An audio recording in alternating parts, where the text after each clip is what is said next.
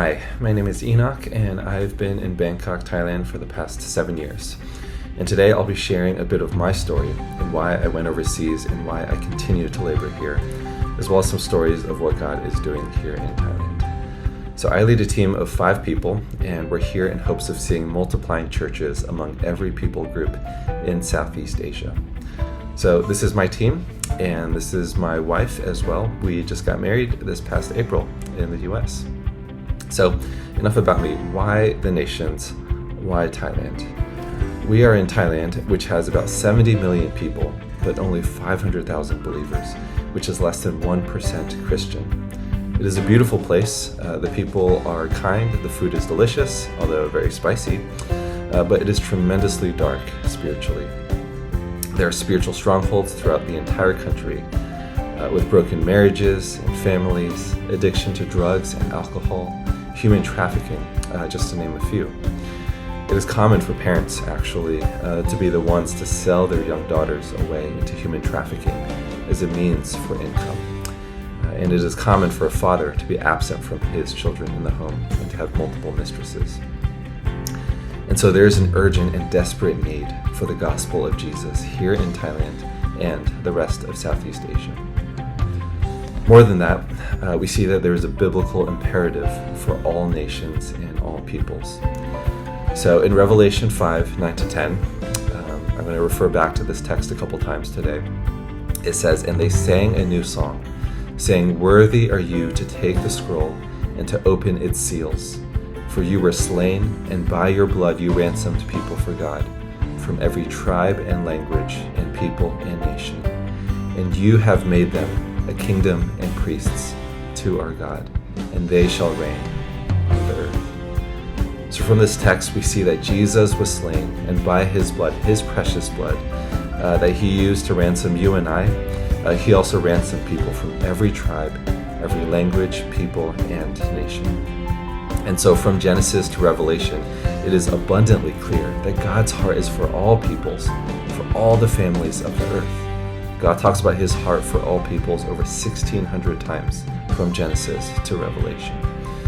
And so there's a tremendous gap that currently exists in the areas of the world where people have access to the gospel and where people do not have access to the gospel. And so this is actually what first drew me to the nations. In college, I studied architecture, and I had dreams of becoming one of the most famous and influential architects in the entire world. I studied in one of the best schools in the US, and I was at the top of my class. And yet it became clear to me that the Lord was calling me to something better, to something more eternal, and to build his kingdom for his fame among the nations.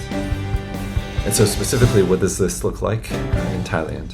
What does the work look like? So we don't plant our own churches ourselves, but what we do is we help Thai believers, whether it's from pastors to very ordinary people. We help them to multiply disciples, multiply churches, and multiply leaders. And so we train them to follow very simple and biblical patterns from Jesus and Paul in how to abide in Jesus and follow the leading of the Holy Spirit, how to enter new places, how to share the gospel, how to make disciples, how to plant healthy churches, and then finally how to develop leaders to reproduce the same process. And so this is a team that I've been training and coaching just the past few years. These are very normal, ordinary people without any unique education or background. They're farmers, shop owners, just everyday Thai believers. And so they actually came from an existing church, but I've been helping to empower and to equip them to multiply. And so previously they actually never baptized anybody before. It was only reserved for other leaders and pastors in their church. But now they're regularly baptizing new believers consistently.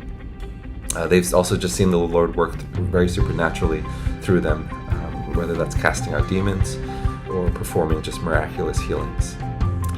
Now, some of you might be called to actually go overseas, but many of others of you might just be called to reach other nations by those in your neighborhoods and communities. Some of you can also just financially give, right? You can pray, you can help send more laborers to the nations. So finally, is Jesus worthy of your life? Is he worthy for you to sacrifice your earthly dreams so that he might use you for eternal, heavenly, and global impact? So thank you so much for this time to share with you. I pray that God might bless the nations through your lives and through your church. God bless.